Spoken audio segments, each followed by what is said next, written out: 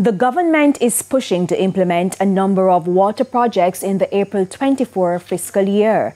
Minister with responsibility for water, Matthew Samuda, gave an update during a recent sitting of the Senate. Among the projects is a $160 million initiative to address Southeast and Central St. Mary.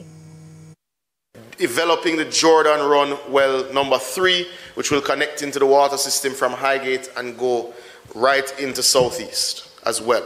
We will also be investing in the Black River Town Centre to Arlington Parity Line for $238 million. We will complete the Barron Hill Reservoir replacement for $20 million.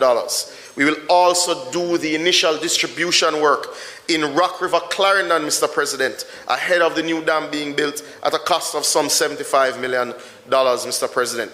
We will also be working on storage tanks and installation at the cost of $194 million in places like Hope, Mount Airy, Louisville, Happy Grove, and Whitehall.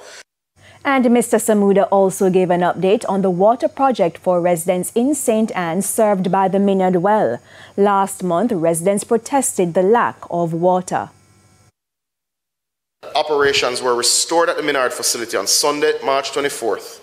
This facility currently supplies an approximately 20,000 residents and businesses in the Brownstown environs.